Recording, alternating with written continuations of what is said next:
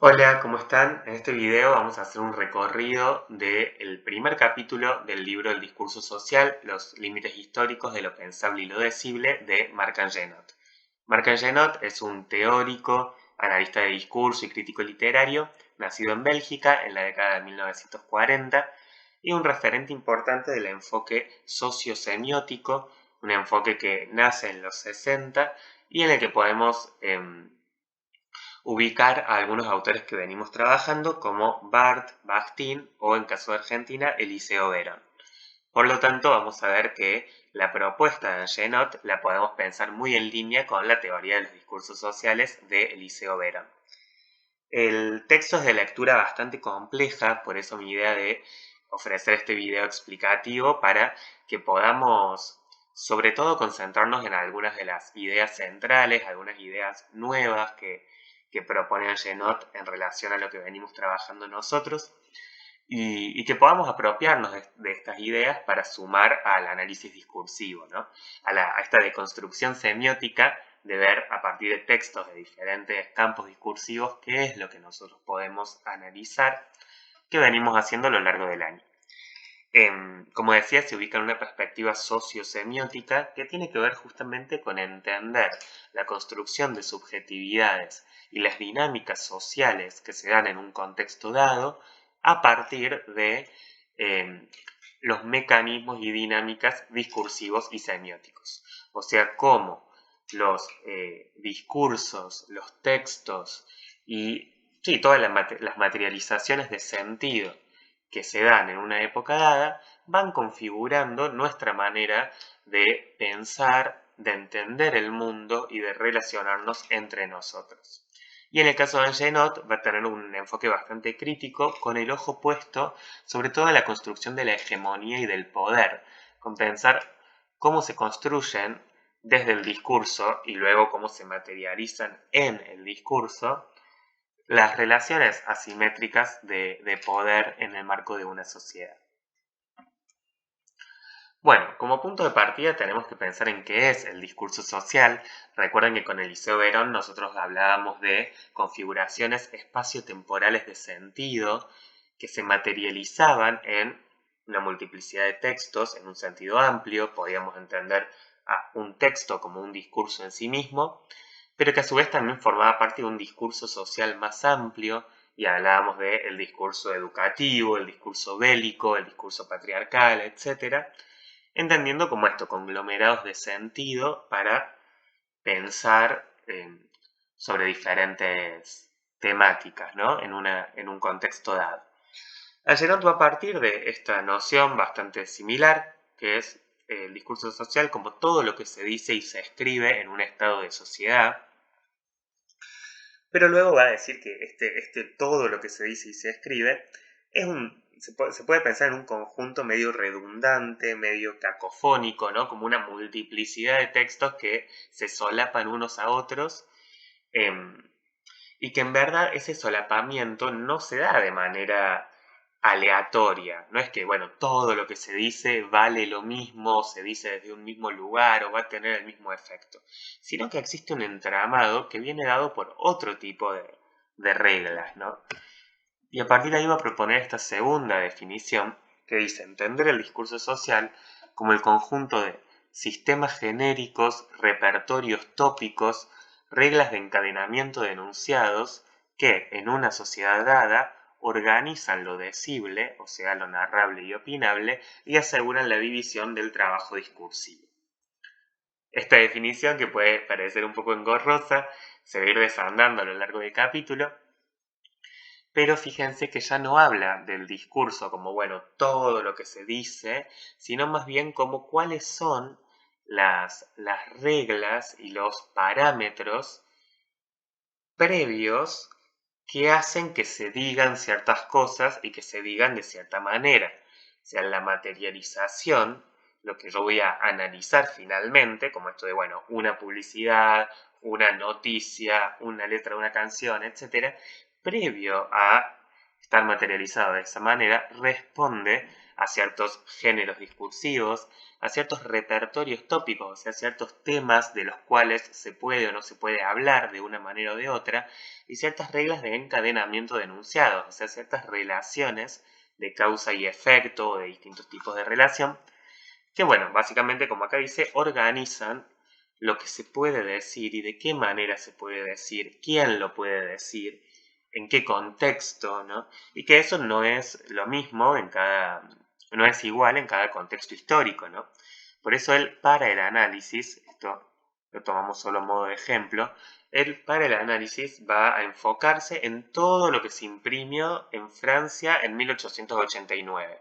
Hace un corte sincrónico, arbitrario, muy distante en el tiempo, que nosotros no nos vamos a meter ahí, digamos, él luego va haciendo ejemplos con eso y lo desarrolla más adelante en el libro, pero digo, es su puerta de entrada para, a partir de todo lo que se imprimió en Francia en 1889, o sea, a partir de toda esa materialidad, poder llegar a otra cosa más abstracta, que son estos sistemas genéricos, estas reglas de encadenamiento, o sea, poder llegar a cuál es ese entramado que no se ve a primera vista, pero ese entramado semiótico que organiza la manera de pensar, de decir, de escribir y de hablar en una época.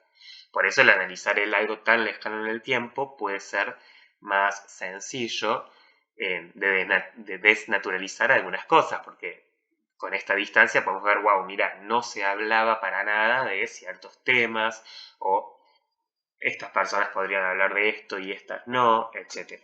Pero en verdad estos mecanismos funcionan en cualquier contexto y funcionan obviamente en nuestro presente también, ¿no? Para poder hacer ese análisis, él plantea que va a ser necesario construir un marco teórico y ciertos enfoques interpretativos, que es lo que va a empezar a desarrollar en el libro, y que esto va a ser realizado desde una perspectiva sociohistórica, donde los discursos se entienden como hechos sociales. Él va a ver que, dice, es importante ver en aquello que se escribe y se dice en una sociedad, hechos que funcionan independientemente de los usos que cada individuo les atribuye, que existen fuera de las conciencias individuales y que tienen una potencia en virtud de la cual se imponen.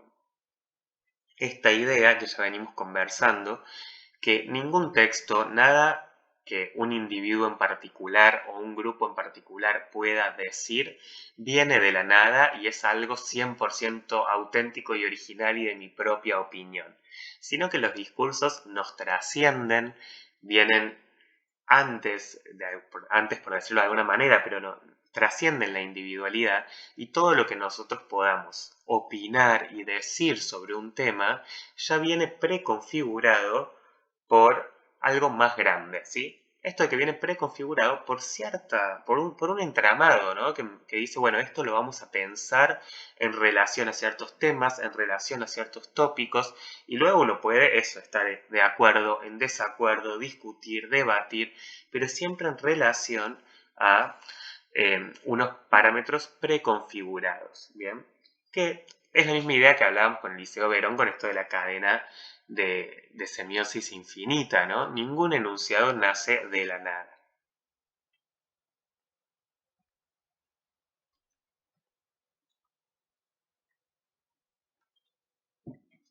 Bien, pasamos, creo que no lo dije, la presentación está estructurada con los intertítulos del texto para que pueda ir acompañando la lectura.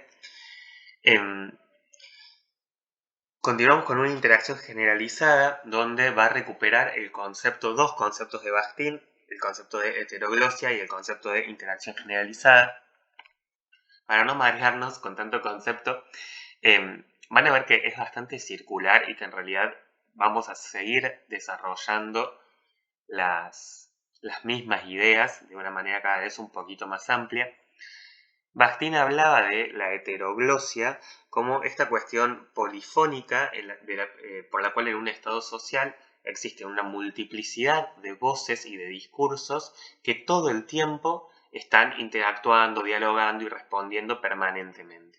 Ahora Jenot va a criticar de alguna manera, o se va a distanciar de este mito democrático, sobre todo en nuestra época, ¿no?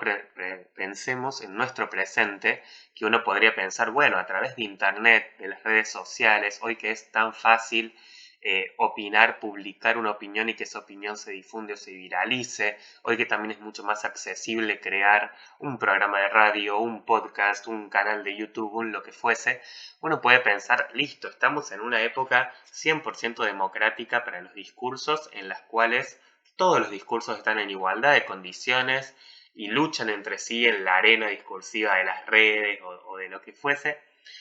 Y bueno, ya está. Y hay una libertad de expresión completa en la cual cada quien puede decir lo que opina y defender lo que opina y listo. Pero justamente lo que va a traer a Genot es que esta interacción discursiva, que es real, digo, nosotros vivimos sobre todo hoy en una época de un aturdimiento de discursos, digamos, y es real que yo puedo decir o opinar lo que quiera y publicarlo y que se difunda y que es cierto, pero no todos esos discursos están en igualdad de condiciones ni debaten de una forma totalmente aleatoria y caótica, sino que están ordenados por ciertos ejes de jerarquía que tienen que ver con la idea de hegemonía, que es la idea central de este capítulo y la idea que nosotros más vamos a sacar, que tiene que ver con analizar cómo funciona la hegemonía dentro de los discursos. Aquí hay un primer concepto que se va a ir ampliando porque, como digo, va a hablar mucho de esto, que propone pensar a la hegemonía como un conjunto complejo de reglas prescriptivas, o sea que prescriben el texto, que están antes del texto, de diversificación de lo decible y de cohesión, coalescencia e integración. O sea, esto no se puede decir cualquier cosa en cualquier momento y que eso construya sentido, sino que todo lo que yo digo, o todo lo que yo escribo, lo que yo imprimo, lo que yo publico, ya viene predeterminado por un conjunto de reglas, ¿bien?, que tienen que ver con la hegemonía. Ya vamos a ampliar y a detenernos un poco más en esto. Avanza entonces en pensar el discurso social como un objeto compuesto formado por una serie de subconjuntos interactivos donde operan tendencias hegemónicas y leyes tácitas. ¿Sí? Fíjense, pensemos esta definición en contraste con la idea de heteroglosia, ¿no? O sea, el discurso social no es la suma, como decíamos al principio, de todo lo que se escribe y de lo que se dice de una forma completamente caótica, sino que, digamos, o sea, materialmente sí, es la suma de todo eso, pero ese todo no es un todo caótico, sino que está formado por diferentes subconjuntos que responden a conjuntos de reglas y de leyes de hegemonía, ¿no? ¿Qué es lo que él va a querer en el caso de su análisis, por ejemplo, de todo lo que se imprimió en Francia en 1889? La tarea del analista del discurso es justamente, a partir del análisis de esa cosa impresa, poder llegar a comprender y a vislumbrar cuáles son estas tendencias hegemónicas y estas leyes tácitas. Poder entender cuáles son las dinámicas que se mueven por debajo, ¿no?, en lo profundo. Poder entender, de qué temas se habla, de cuáles no, de qué manera, cómo se va modificando a lo largo del tiempo, etc. Estos discursos sí están, y esto retoma también este concepto que es también bakhtiniano, están en una interacción generalizada, ya que todos los textos, la misma idea que trabajamos con Verón y que venimos viendo con el signo en Peirce, todos los textos están en constante interacción entre sí y responden a dinámicas intertextuales e interdiscursivas, donde yo analizo cualquier texto aislado y puedo ver cómo inmediatamente ese texto responde y se relaciona y se asocia con muchos otros textos. Como en algunos ejemplos, bien, en algunos casos mucho más explícito, como esto de pensar, bueno, la China Iron en relación con el discurso del Martín Fierro, pero en otros menos explícito funciona también. Por la idea básica, volviendo a Peirce, de que nosotros cuando entramos en contacto con un texto del tipo que sea, lo primero que hacemos es relacionarlo con un objeto y relacionarlo con otros signos y con otros textos. Entonces ningún texto lo entendemos de manera aislada y solamente por lo que nos está diciendo en ese momento, sino que instantáneamente entra en relación con muchos otros textos que forman parte de nuestro acervo discursivo, ¿no?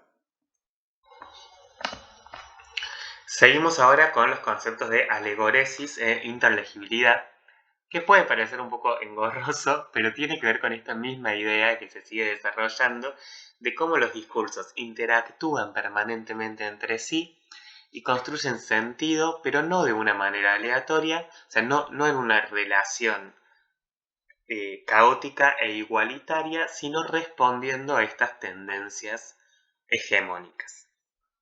Y dice Genot, el efecto de masa sincrónica del discurso social sobredetermina la legibilidad de los textos particulares que forman esa masa. A la lectura de un texto dado se superponen vagamente otros textos que ocupan la memoria por un fenómeno análogo al de la remanencia retiniana. Esto de la remanencia retiniana, que si uno cierra los ojos por unos milisegundos puede seguir viendo lo que acaba de ver. Él dice que con los discursos pasa algo similar. Cuando me encuentro con un texto, lo primero que ocurre es que se sobreimprimen a ese texto que yo estoy leyendo otros textos que ocupan mi memoria, ¿sí? A esa sobreimposición se le llama alegoresis, ¿no? Ahora, y fíjense, esta es la definición que tenemos acá. Dice, la alegoresis sería la proyección centrípeta, que viene de afuera hacia el centro, de los textos de toda la red sobre un texto tutor o un corpus fetichizado.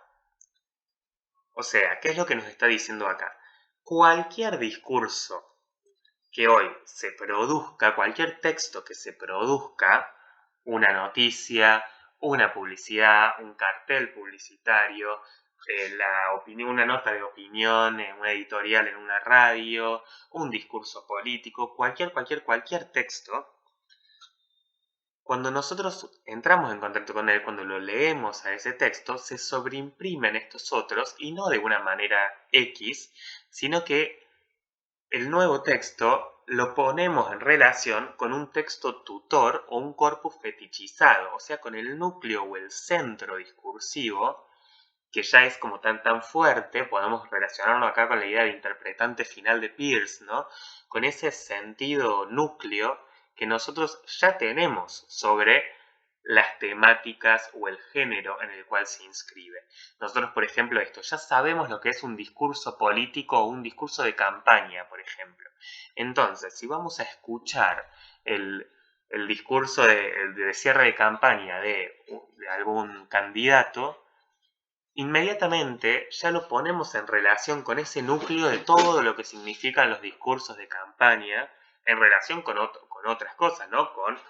Depende quién sea el enunciador, lo pondremos en relación con otras ideas que tenemos sobre ese enunciador también. Pero digamos, eso produce que persista con mucha fuerza el sentido que ya existe y que ya tenemos sobre un determinado tópico, y que a los nuevos discursos les cueste mucho romper con eso. Que acá entramos a entender qué significa la cuestión de la hegemonía en los discursos, ¿no? Los nuevos discursos pueden proponer un montón de cosas que reproducen o critican o debaten o se desvían de lo que entendemos como de lo mayoritario, por decirlo. Iba a decir de lo hegemónico, pero ya vamos a ver que hay una sutil diferencia con eso. Pero independientemente de lo que diga el nuevo texto, lo vamos a entender totalmente relacionado y con el parámetro de todo ese aglomerado y conjunto de textos que ya existen, ¿bien? Con esa cuestión del corpus fetichizado. Y esto, va a decir el Genot, produce una estrechez monosémica. O sea, lo que produce es que las nuevas ideas se abordan en un marco preconstruido que desdibuja aquello que se presta a una lectura diferente, ¿sí? Es decir, pueden existir, y de hecho existen, multiplicidad de textos que proponen algo rupturista, algo nuevo, algo que modifica nuestra manera de entender las relaciones en el mundo. Pero a una primera lectura, nosotros vamos a acomodar ese nuevo discurso para que responda a lo ya conocido, a lo que ya existe, y muy probablemente para que retroalimente las ideas discursivas que ya tenemos en un estado social determinado. Obviamente hay una relación dialéctica y obviamente la hegemonía discursiva, estos textos tutores van cambiando con el tiempo, como con el tiempo cambia en una sociedad la manera de pensar, la manera de entender y la manera de decir y narrar. Pero esto que nos propone el Yenot acá de la estrechez monosémica explicaría por qué esos cambios son tan lentos, tan progresivos y por qué no son unívocos o unilineales, sino que mientras se van produciendo, existen un montón de choques al mismo tiempo y se producen discursos nuevos al mismo tiempo que se siguen reproduciendo discursos anteriores que son en muchos sentidos muy contradictorios, ¿no?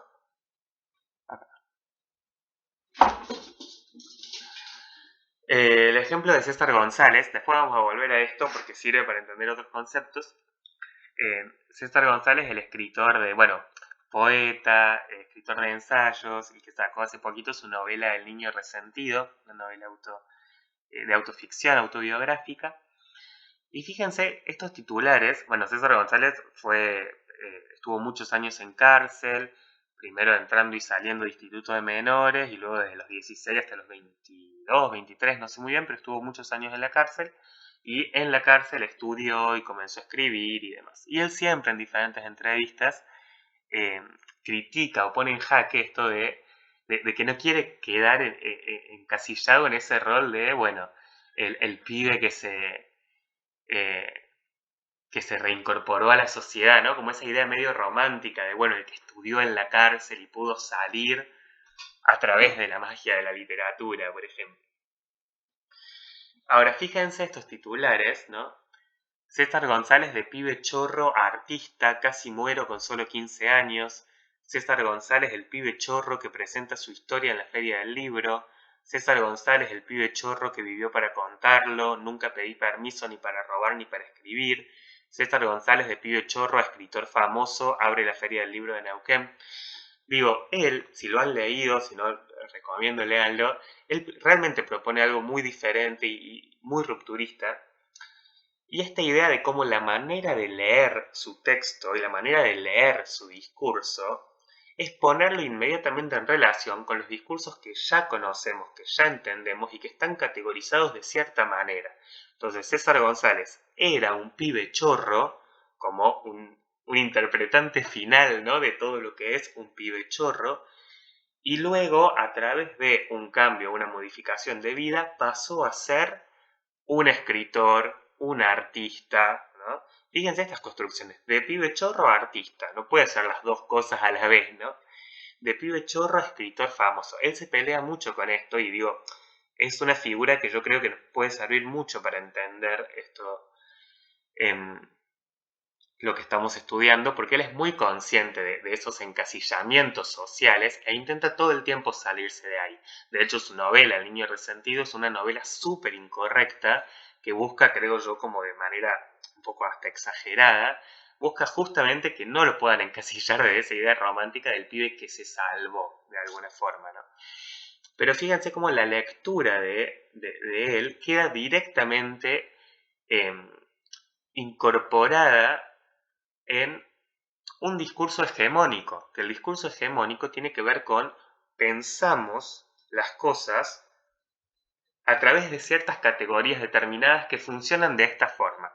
Entonces existen los pibes chorros que ya los relacionamos con la delincuencia, la pobreza, por probablemente hasta una alfabetización nula o muy baja o bla bla bla, con también la muerte o el riesgo de muerte, ¿no? Porque el pibe chorro que vivió para contarlo.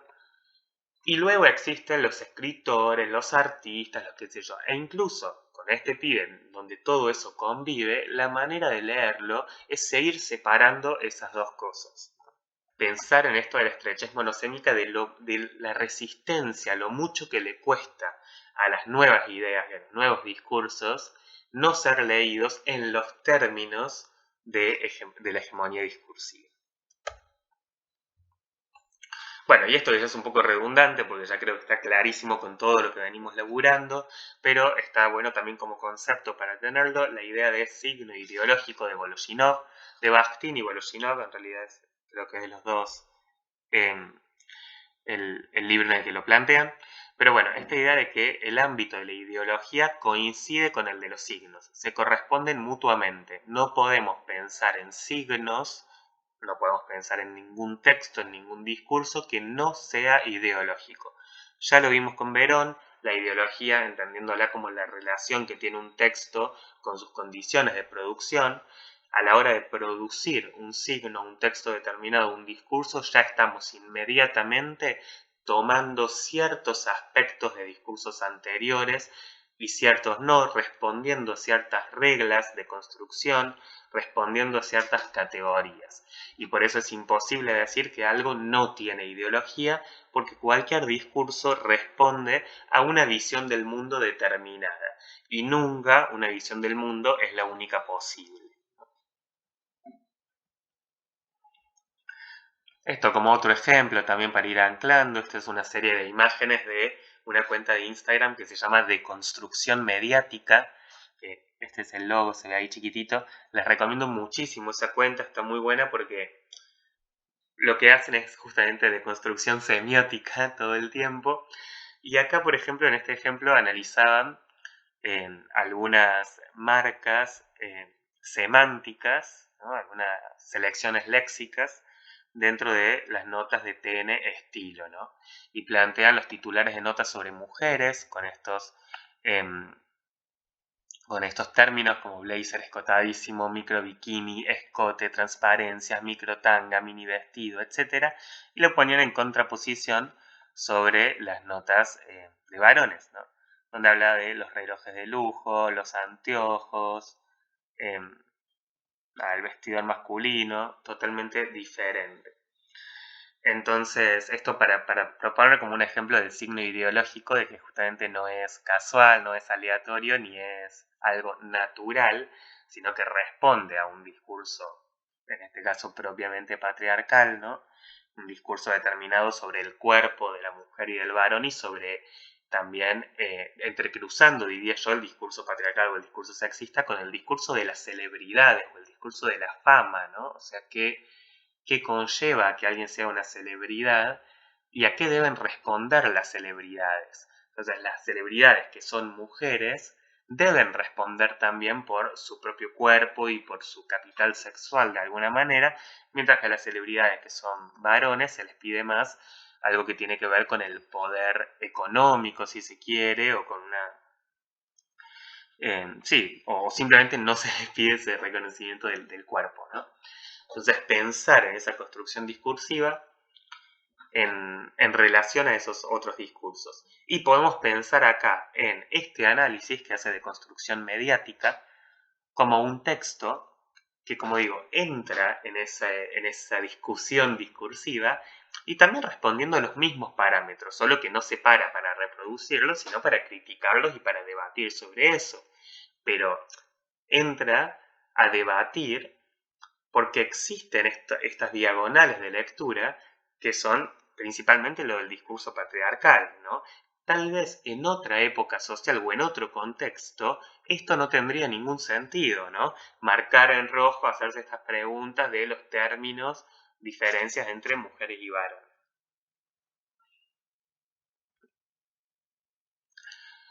Bueno, y ahora sí vamos de lleno con la idea de hegemonía. Recuerden que ya la definimos previamente, como esto es un conjunto de reglas prescriptivas que organizan lo decible. Acá dice Angenot que las prácticas significantes, o sea, los textos que coexisten en una sociedad, no están yuxtapuestos, sino que forman un todo orgánico que el investigador puede descubrir a partir de la lectura y el análisis estas reglas generales de lo decible y lo escribible. Todo lo que es enunciable priva de medios de enunciación a lo impensable o lo aún no dicho. Es decir, podemos reconstruir todo lo que se puede decir en una sociedad, lo que queda por fuera es justamente lo que no se puede decir, que acá por eso al analizar lo que se imprime en Francia en 1889 es mucho más fácil analizar qué forma parte de lo que no se puede decir o de lo aún no dicho. Hay discusiones que tal vez ni siquiera estaban en juego. En nuestra época actual presente, obviamente también existe ese campo de lo aún no dicho.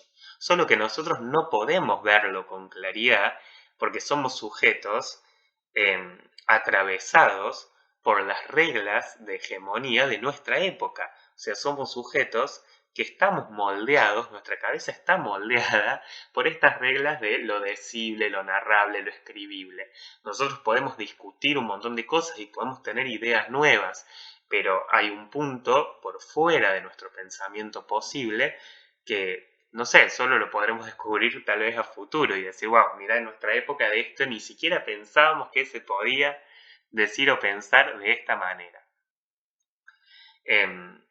Luego, como es muy difícil que algo sea absolutamente nuevo del todo, ¿no? Pero va modificándose a lo largo de la historia. Pienso también en estos últimos años en todo lo que es la militancia de las asociaciones de veganismo y de toda esta militancia en relación a entender a los animales como seres, como sujetos de derecho, y esto de nombrarnos a los seres humanos como de nombrar a los otros animales como los animales no humanos, como esta idea de entender al humano también como animal. Y obviamente en toda la historia de la humanidad habrá habido tendencias o filosofías que piensan desde este lugar, pero me parece algo bastante novedoso que tal vez hace algunas décadas ni siquiera entraba en nuestro margen de posibilidades, esto de pensar a los animales como sujeto de derecho o como sujeto sintiente, y hoy en día hay países que incluso legislan desde ese lugar, ¿no? Bueno, va a aclarar en Genot que la hegemonía ideológico-discursiva está en relación con la dominación política y con la dominación económica dentro de una formación social determinada. O sea, es una idea medio marxista, si se quiere, esto de pensar las relaciones entre estructura y superestructura, ¿no? Que todas estas reglas de lo discursivo, de cómo pensar el mundo, están en relación con el poder político y el poder económico de una época en particular. Que la hegemonía discursiva, por un lado, es una parte de la hegemonía ideológica global, también pueden formar otras cosas, y vuelve a conceptualizarla acá como un conjunto de repertorios y reglas y topología de los estatus que le confieren a ciertas entidades discursivas posiciones de influencia y prestigio, o sea, esto de quiénes son los actores sociales o las organizaciones sociales que pueden decir desde un lugar legitimado, y además no solo les dan ese lugar legitimado, sino que les procuran un cierto estilo, una cierta forma, microrelatos y argumentos que contribuyen a su aceptabilidad. Esto lo podemos pensar en razón de instituciones, tipo pensar en entidades discursivas como, bueno, la iglesia, la universidad, el gobierno, los medios de comunicación masiva, y también como personas en específico, como venimos trabajando con los trabajos que ustedes hacían con ciertas celebridades o ciertos líderes políticos, etcétera, que también tienen un estatus especial. Pero una persona o una institución cuyo discurso ya tiene legitimidad no puede decir tampoco cualquier cosa, sino que la manera de construir su discurso responde a estas reglas de la hegemonía. Su discurso va a tener una cierta forma, un cierto estilo, una cierta manera de decir, de escribir, de narrar, ¿no? Desde ahí podemos pensar, por ejemplo, en lo rupturista y el ruido que hace todas las elecciones discursivas del gobierno actual, ¿no? O sea, la manera de enunciar de Milei, tanto él en sus discursos como en el manejo de redes sociales y demás, rompe disruptivamente con los estilos y formas de los líderes políticos hasta ahora, ¿no? Pero bueno, rompe y al mismo tiempo se relaciona con otros líderes que también producen discursos desde ese mismo lugar, ¿no? Pero uno desde ahí puede pensar el qué genera y por qué genera discursivamente ciertas cosas.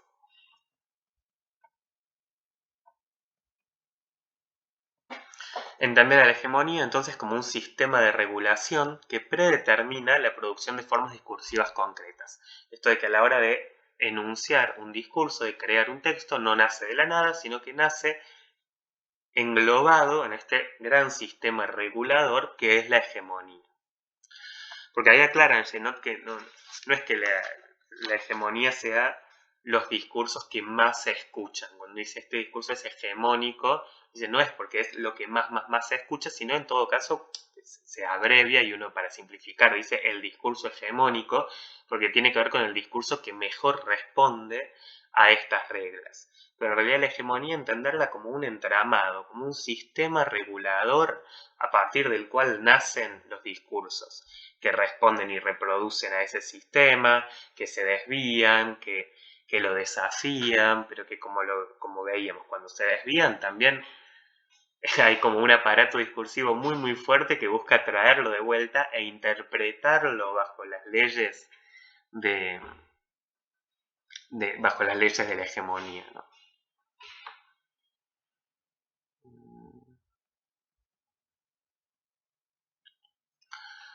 Bueno, seguimos pensando alrededor del mismo concepto, la hegemonía como un conjunto de las diversas normas e imposiciones que operan contra lo aleatorio, lo centrífugo y lo marginal, indican los temas aceptables e indisociablemente las maneras tolerables de tratar esos temas e instituyen una jerarquía de legitimidad sobre un fondo de relativa homogeneidad. Fíjense cómo seguimos rompiendo con esta idea del mito democrático. Ya no es como, ay, bueno, como existen las redes sociales y existe YouTube, todo el mundo puede decir lo que quiere y de la manera que quiera, ¿no? Sino que existe ese conjunto de reglas que ordena esa aleatoriedad, ¿no? Y que incluso los discursos marginales los capta de alguna manera o propone interpretarlos de una manera en especial. La hegemonía está inscripta en el tiempo, obviamente. Bueno, acá habla de esto de, por ahí nombraba antes, de cómo sí se va modificando con el tiempo, pero de una manera muy lenta, ¿no? Dice, a pesar de tener muchos puntos de fricción y conflicto, forma un conjunto que apunta a la estabilidad y a la homeostasis, o sea, se regula a sí mismo. Por eso es tan difícil romper esa hegemonía.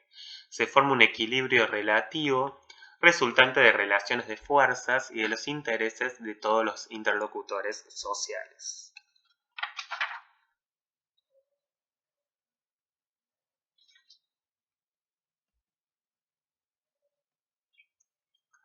Bueno, esto es un poco más de lo mismo, que la hegemonía forma un dispositivo favorable a la clase dominante, justamente porque está en relación con la estructura política y económica de una sociedad. Entonces la hegemonía discursiva va a responder mejor a las formas, los estilos, los argumentos y los intereses de las clases dominantes en una sociedad dada, y que se espera de las clases subalternas una buena voluntad cultural, ¿no?, para adaptarse a esa hegemonía. Bueno, y acá es donde quería incorporar, claro, el ejemplo de César González y volver a él. Él habla, esto es un fragmento de una entrevista, esta es su novela El niño resentido, donde habla justamente de cómo se construye discursivamente la pobreza y la marginalidad, ¿no? Él dice, hay muchos escritores de origen popular, muy pobres, que escribieron y quizás no tuvieron la posibilidad de ser conocidos. Bueno, en mi caso fue muy determinante contar con una editorial enorme como Penguin Random House. Van a ver si leen la novela. Realmente es un caso muy excepcional que una casa como Penguin publique una novela como esta. Y creo que para mí este sí es una de las obras y uno de los actores que realmente buscan romper y proponer algo totalmente diferente. Pero bueno, fíjense esto que él dice de... le dice el entrevistador, muchas veces lo que pasa en las villas es contado por gente que nunca pisó una. Y él dice, de la marginalidad se habla todo el tiempo. Está de moda vestirse como los pibes de la villa y hay ficciones que todo el tiempo tocan el tema.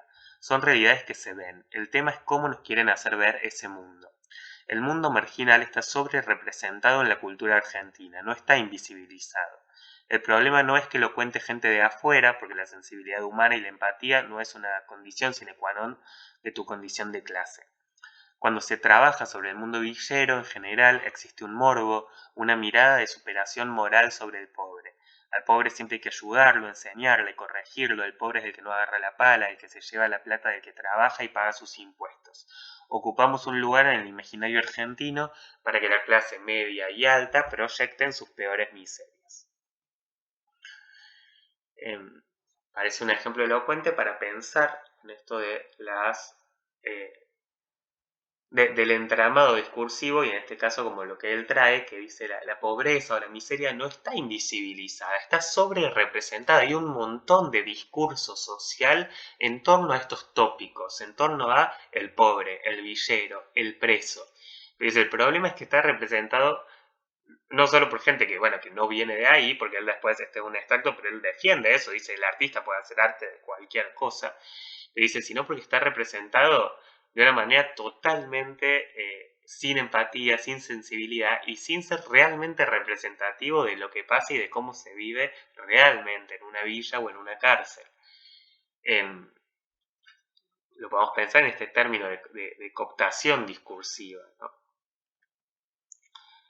Es otro recorte de un descargo que él había hecho en torno a El Marginal, al estreno de la segunda temporada. Yo la realidad es que no vi la serie, no tengo una opinión determinada sobre eso, pero también en su momento esto había sido una polémica bastante central de cómo se representaba en El Marginal a la vida en las cárceles y a la pobreza.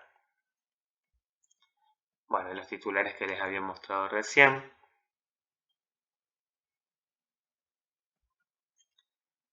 Bueno, y ya para esta última parte, se está haciendo un poco largo el video, pero bueno, espero que se entienda, lo pueden ver de a partes.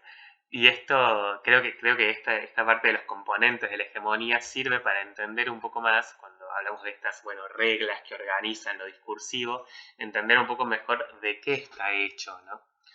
Entonces nos voy a ir nombrando algunos de los componentes que definen la hegemonía. Por un lado, la lengua legítima le habla de que existe una lengua oficial que está hecha de fuerzas que trascienden el plurilingüismo de una sociedad de clases. O sea, en cualquier estado social nosotros tenemos multiplísimas maneras de hablar, de escribir, de decir, pero no todas tienen el mismo estatus, el mismo valor, ¿no? Hay una lengua en particular o un estilo lingüístico que designa también al enunciador que es aceptable o imprimible una manera de hablar, de decir, de escribir que sería correcta, ¿no? Que no siempre es la misma en cada... Digo, eso también puede estar atravesado según las instituciones, los grupos sociales determinados, siempre le podemos hacer un recorte en relación a eso. Pero bueno, esta idea de que no todas las maneras de hablar y decir son igualmente legitimadas, ¿no? Discursivamente. Por otro lado, la idea de tópica y nociología, que se relaciona también con la idea de la doxa, como el sentido común. O sea, un poco la idea de doxa es esta idea de lo que se cae de maduro, lo que todos estamos de acuerdo y no hace falta ni decirlo ni discutirlo, pero que también lo que trae, digamos, a la luz el autor es que esto no es algo natural y que fue siempre así, sino que también responde a un estado social determinado. La tópica entonces es ese conjunto de presupuestos colectivos de los que todos partimos a la hora de debatir sobre algo. O sea, nosotros debatimos y podemos tener opiniones muy distintas, pero nos referimos a ciertos presupuestos que presuponemos que compartimos con el otro. Podríamos pensar en la modernidad y en nuestra época actual en la idea de derechos humanos, por ejemplo. La idea de la dignidad humana, del derecho inalienable que tiene cualquier humano por ser humano, es bastante nueva históricamente, digo, no existía antes en la historia, y nosotros, si bien claramente no se da así en la realidad y hay muchísimas vulneraciones de derechos, a la hora de discutir con cualquier persona podemos presuponer que estamos de acuerdo con que hay ciertos derechos básicos que todas las personas tenemos por el sencillo hecho de ser personas. Bueno, en otros momentos históricos no era así. Entonces, ese tipo de presupuestos los podemos tomar como dentro de la tópica. Y luego avanzan a la nociología como idea de acto de conocimiento. Esto que ya lo charlábamos con Pierce a lo largo de todo el año, de que nuestra única manera de conocer el mundo es a partir de los signos y de los discursos. Por lo tanto, este conjunto de presupuestos colectivos no solo tienen que ver o no solo moldean lo que podemos decir, lo que podemos opinar, sino que moldean las estructuras mentales desde donde comprendemos el mundo. ¿Bien? Lo mismo, podemos pensar en el mismo ejemplo, ¿no? de derechos humanos. Luego los fetiches y tabúes, esto es muy interesante porque son dos polos opuestos pero que tienen el mismo efecto, y el efecto es que son formas de lo intocable, son objetos sobre los que no se puede discutir o debatir. Unos, los fetiches, porque están excesivamente venerados. Él pone en su ejemplo, en su análisis, conceptos como la patria, el ejército. Son ideas sobre las cuales el sentido está tan profundamente enquistado que no hay espacio para proponer un sentido diferente, ¿no? Y los tabúes, que lo contrario, aquello de lo cual no se puede hablar, aquello que no se puede decir. Como decíamos, nosotros podríamos pensar que en nuestra época no existen, pero probablemente ese pensamiento esté mediado con que somos sujetos de esta época y con que a veces esas cosas se ven mejor a la distancia. Pero si pensamos en otra época histórica o en eh, o en otra sociedad, digo, muy distinta a la nuestra en esta misma época, tal vez es más fácil ver, bueno, de qué cosas no se podía hablar y qué cosas están tan veneradas que están en un pedestal y sobre eso no es muy difícil discutir, ¿no? Y por el otro lado, esto que podemos volver al ejemplo que veíamos recién de la crítica de César González al marginal, la idea de que toda hegemonía define en su centro a un enunciador legítimo y es ese enunciador quien puede determinar y hablar sobre todo lo que está por fuera, sobre las alteridades. O sea, se produce un yo, nosotros y un ellos, ustedes, desde donde existe lo correcto, lo normal y lo extraño, ¿no? Entonces, bueno, acá se puede pensar en cómo se va configurando discursivamente lo nacional versus lo extranjero, el enunciador adulto versus el niño o el adulto mayor, el hombre versus la mujer, el hombre, la persona, digo, la clase media o media alta versus la clase baja, y cómo discursivamente generalmente tienen más poder discursivo ciertos enunciadores que ciertos otros. Entonces, incluso los sentidos que hablan sobre un grupo social subalterno no nacen de ese grupo social, sino que nacen del centro, ¿no? Lo que criticaba recién César González, como discursos sobre el pobre, el villero, el marginal, hay muchísimos. Pero es un discurso, independientemente de si el guionista es rico, pobre, no tiene que ver con eso en concreto, sino con de dónde viene el discurso en sí mismo, ¿no? Es un discurso que no responde a la cosmovisión, a las ideas, a la manera de entender de ese grupo que sobre el que se está hablando, sino que responde al de otro grupo que es el que se arroba el lugar del centro, ¿no? O lo mismo desde el feminismo, creo que esto, la crítica feminista nos hace ver mucho esto en relación a cómo los hombres o la perspectiva masculina habla sobre la mujer y define lo que la mujer puede, no puede, cómo piensa, cómo no, porque las mujeres son de esta forma, ¿no? Y bueno, esa relación entre el centro y la periferia. Bueno, y otros componentes que no vamos a desarrollar acá, pero que si quieren pueden leer, que tiene que ver con también la visión del mundo, con la división en campos, cómo se va... eh, tenemos esto como la idea de como veíamos los géneros literarios, ¿no? En teoría, pero eso pensándolo en todos los campos discursivos, se dividen los temas sobre los cuales se habla en campos determinados, y eso tampoco es algo necesariamente así, sino que tiene que ver con una organización social, ¿no? Bueno, con esto vamos terminando. Hay más ideas en el texto, pero no quería que sea abrumador. Espero que se haya podido seguir la lectura. Yo sé que es un texto complejo, que nos lleva mucho a lo sociológico y que hay ideas que pueden resultar engorrosas. Mi intención y mi deseo es que podamos sacar de acá algunas nociones que nos sirvan sobre todo para enriquecer el trabajo que ya venimos haciendo desde el principio de año, que es el trabajo de poder decodificar de una manera más crítica y más consciente los signos, los textos y los discursos que circulan en nuestra sociedad, que es poder analizar una novela, una publicidad, un discurso político, una noticia, no solo en sí misma porque nos gusta o no nos gusta, porque nos genera amor, odio, enojo, lo que sea, sino porque podemos desentramar qué hay por debajo de ese discurso, con qué otros textos se relaciona, las ideas que reproduce, de dónde vienen, con qué ideas está dialogando, a qué ideas alimenta, con qué ideas discute o debate, y a partir de ahí que nos dé también recursos, herramientas y fuerzas para poder generar discursos contrahegemónicos que nos permitan cambiar o modificar aquellos